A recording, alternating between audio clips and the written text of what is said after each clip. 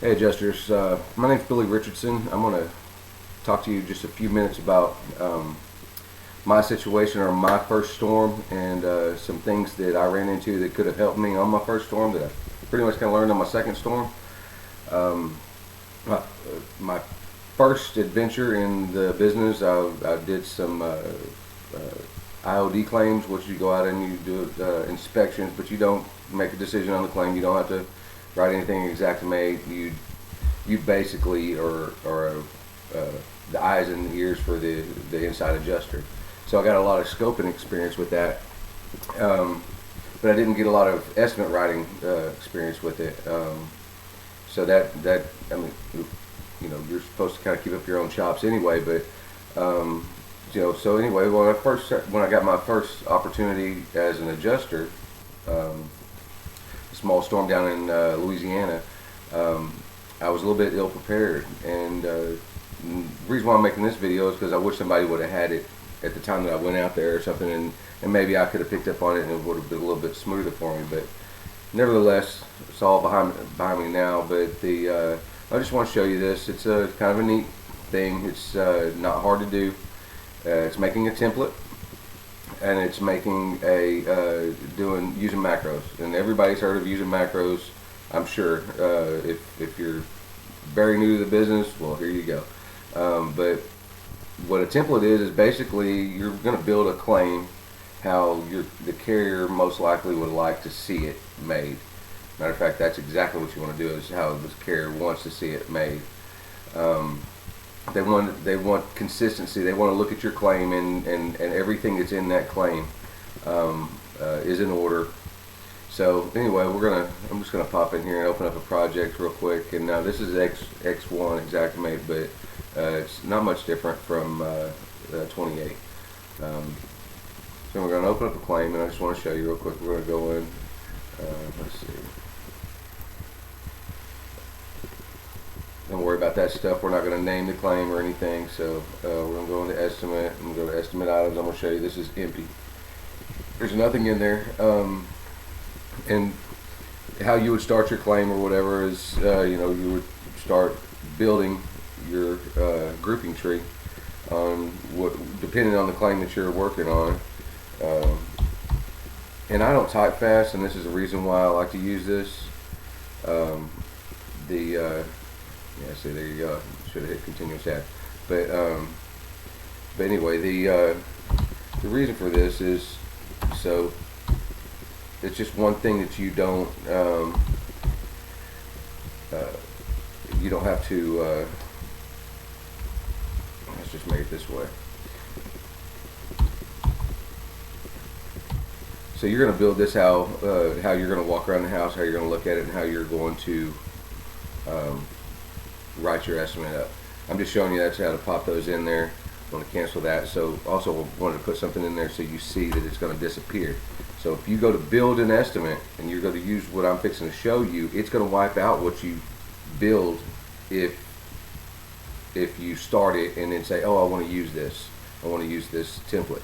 So what you want to do is not do anything. First thing you do is go ahead and go to tools, copy from project, and find that project, that template I built. It's called My Template, and I'm going to place it in here, and it's going to open it back up, and we're going back to that estimate, and now you can see that template is there the way that the carrier that I'm currently working for likes to see it. Now all carriers are different, but most of them like to see it. It's very similar to this. Anyway, so as you can see, what I put in there is not there anymore. It knocked it out. So it's a powerful tool. What this does is allow you to. This might take some people just 2 minutes. May take whatever. It might take me 10 minutes.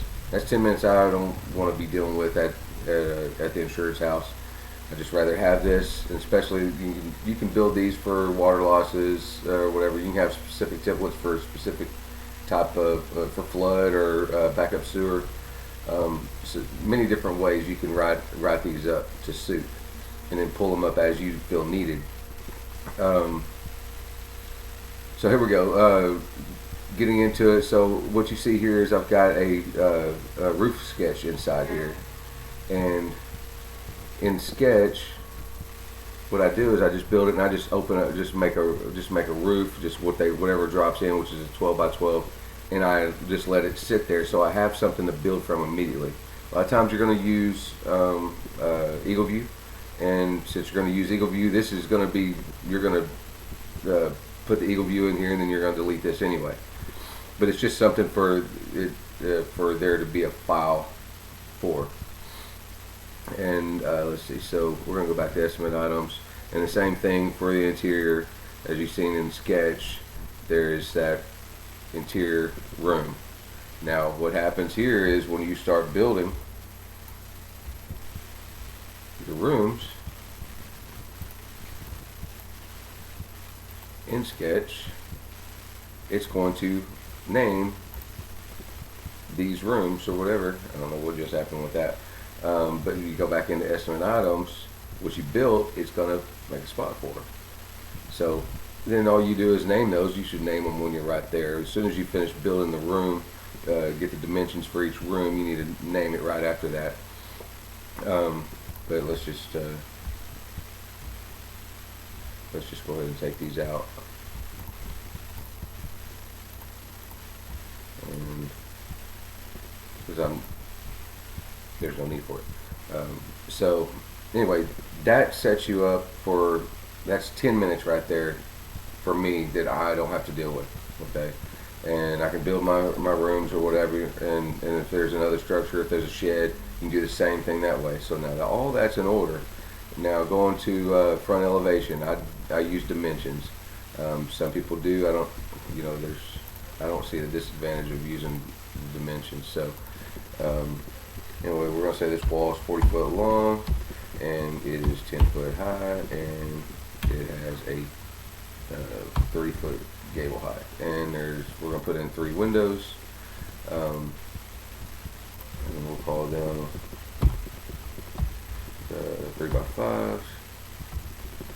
Okay, we're gonna say there's 3 of them, and the shape for the windows right there. Now you don't have a visual, you're not gonna have a sketch to look at, but know that it's done. Well, here's how you know that it's done, and there's something in there, is because now that has right there turned to a measurement tape. So it shows that there's a measurement in there. Okay, so this would be what you'd be writing something in. So say we're going to paint that elevation and do 2 coats or what have you, and then you can change your age of condition, and say you're going to say it's 2 years old paint or something. You got to depreciate it. Okay, so there you go. It's going to add that in there. That's going to be what it pays for to do the 415 square foot. Now, the reason why you put in the size of the windows is so that it kind of takes that out. Anyway, I'm not here to show you how to write an estimate. That stuff, I mean, you're gonna learn that pretty quickly as far as what line items to use. But also in this that I do, I have attachments set up. So that's a blank file there. So if there's no damage on it, I want to put that there's no damage on that. Okay, and then since these are all going to be empty there, I'm going to copy this, and then I'm going to I'm going to paste that in there. And so the ones that there's nothing in there, they at least know there's no damage found at the time of inspection. Okay, so carrying on. So let's go back to this roof or whatever. I want to get back into that sketch, just make it a little bit larger, just for the values to look a little higher. And we're just going to build something just basic. Okay, and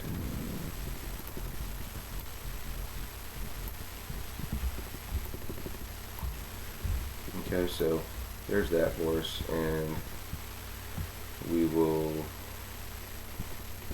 be done with that and go into estimate items. So now, I want to go to, I'll hit Control M.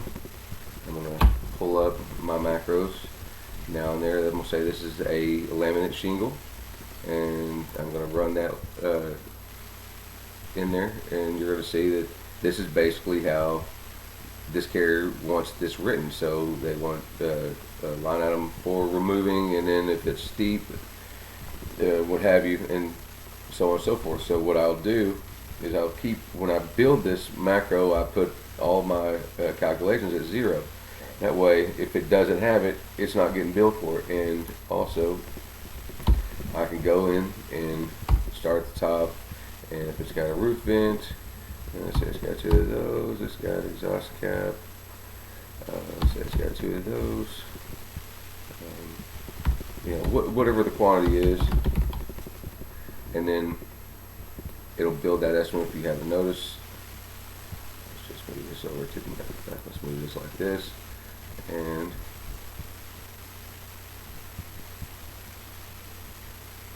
oh, I put this in the wrong spot. That's fine. We'll just take it, Control off, and then we're going to copy that, and we're going to paste that there, and it'll fix that.